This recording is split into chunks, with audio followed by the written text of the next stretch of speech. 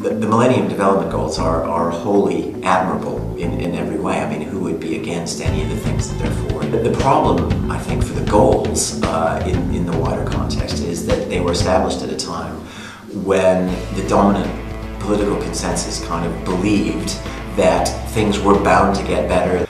The reality has been that even if that was true, when the goals were agreed at the second Earth Summit in 2002 in Johannesburg, the political context since then has changed beyond all recognition.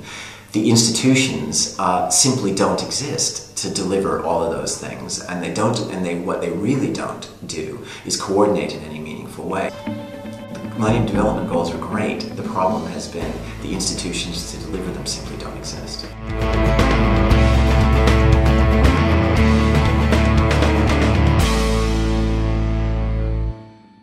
How do you respond to people who don't believe that the Millennium Development Goals can be achieved?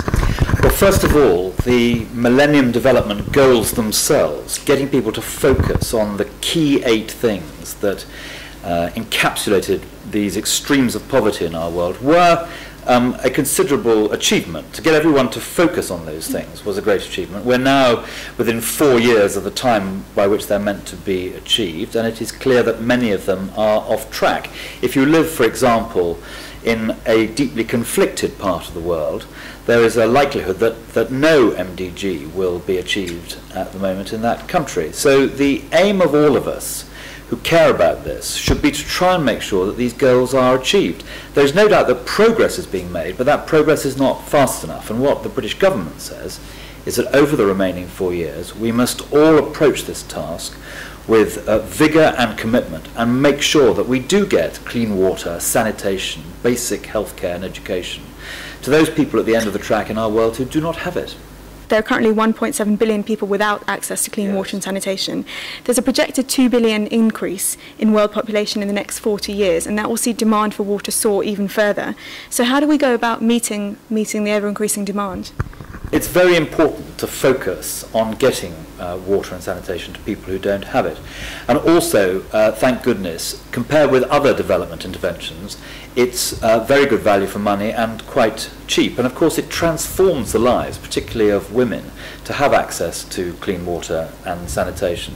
So again, it requires strong commitment and working carefully with brilliant organisations who are day by day getting more water and sanitation to more people who don't have it. And in terms of the population increase, how worried are you about the projected rise? And at what figure should we start really, really worrying?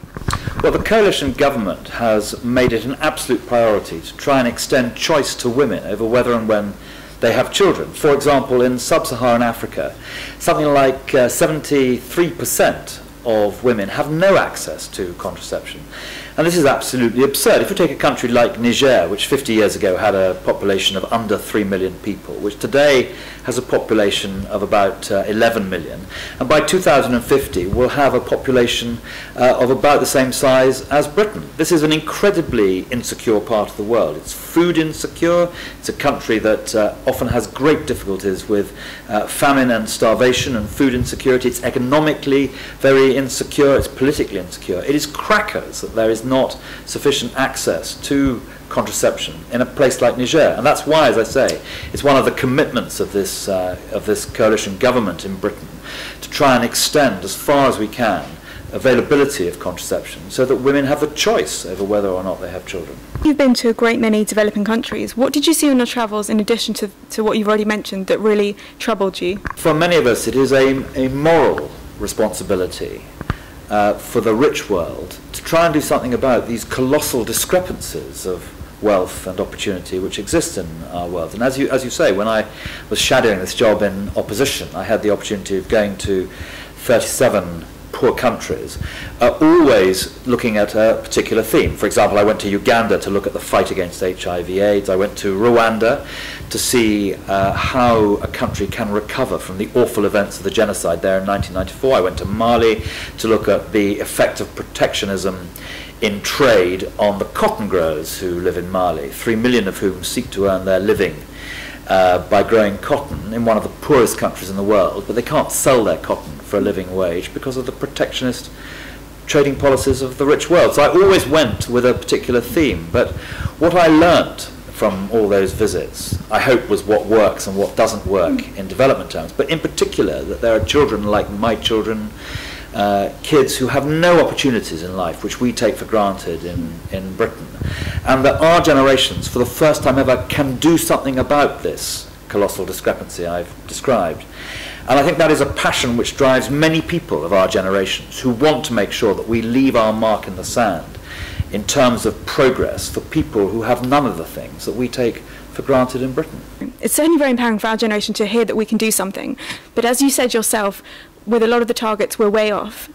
2015 is fast approaching. What's the backup plan? What's the plan B for after 2015? What happens to the Millennium Development Goals then?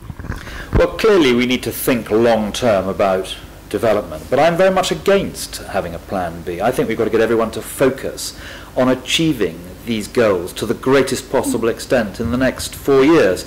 So I don't want people dissipating time in thinking about the alternative. I want them focusing on how, as I said at the beginning of this interview, we get clean water and sanitation, basic healthcare, education to those in our world who don't have it.